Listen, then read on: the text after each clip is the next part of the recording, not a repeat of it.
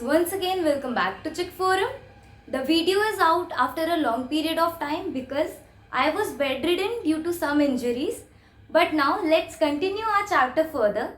And first of all, let's get a quick revision of whatever we have read in past two videos. Starting from introduction of acids and bases, we got to know that acids include tamarind, curd and orange, and bases include baking soda. And the difference between both of them is that acid tastes as sour, whereas bases taste as bitter. And also the texture of bases are a bit soapy. Moving towards our next point, that are indicators. So indicators are basically substances which help us to know that whether the given solution is acidic in nature or is it basic in nature. Indicators are of two types, natural and synthetic. Natural indicators are naturally obtained indicators like litmus, which is obtained from lichen plants, turmeric or China rose petals, which we call Gudhalka fool. Last point which we have covered till now is about litmus. So litmus is obtained from the lichen plants and it is one of the natural indicators. And what it does is it turns red when it is added to acid and it turns blue when it is added to a base. And this is all we have to keep in mind. Continuing our chapter further, we comes to the next indicator, natural indicator, that is turmeric. Turmeric we all must be knowing, it's haldi.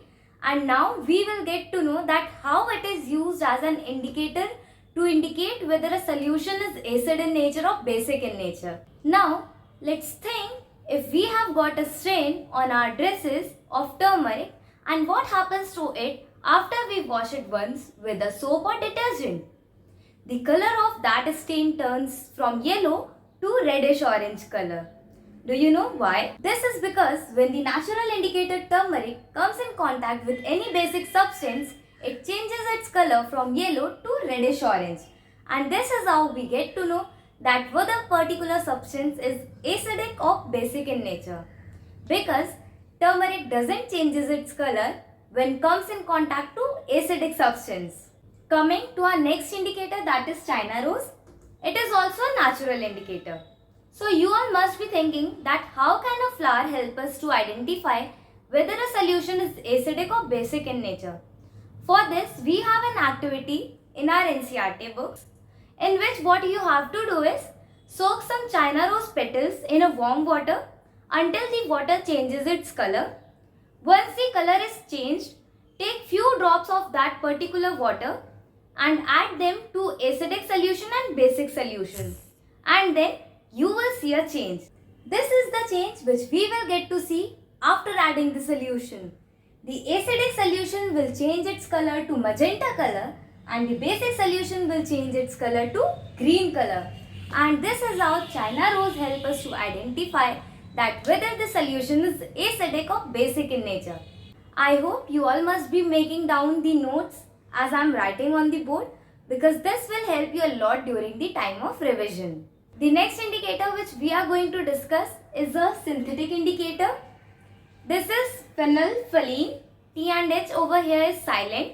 It is a chemical that helps us to know whether a solution is acidic or basic. So now let's see how does it works. So it works like when it is added to base, it gives us a pinkish purple color, whereas there is no change in the color when it is added to an acidic solution. And this is how it helps us to know whether a solution is acidic or basic in nature. Now we are done with our indicators and moving towards our last topic, that is neutralization. So do you know that what happens when acid and bases are added together? Just think of it once. When an acid solution and base solution are mixed in particular amount, then the acidic nature and basic nature of each other gets destroyed because they both neutralize each other. And hence, we get our new compound salt over here with water, and since it's a chemical reaction, so like in every chemical reaction, here also heat is evolved.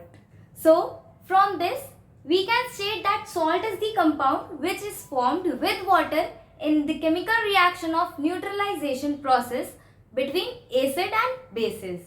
We all know that science is in our everyday life. Now let's think that where neutralization is needed. We all must have suffered indigestion once in our lifetime. Do you know why does this happens? This happens because the HCl hydrochloric acid present in our stomach rises. Hydrochloric acid helps us to digest our food, but when it rises, it causes a lot of pain in our stomach. To cure this, we add some milk of magnesia or magnesium hydroxide in our diet. This base helps to neutralize the rise of acid in our stomach, and hence it helps us to get relief in our pain. The next need of neutralization is when an ant bites. The ant injects formic acid in our skin. To neutralize this, we rub some baking soda or calamine, which is a basic substance, and this helps to neutralize the effect of formic acid. The next need of neutralization is soil treatment. We all know that plants need suitable soil to grow.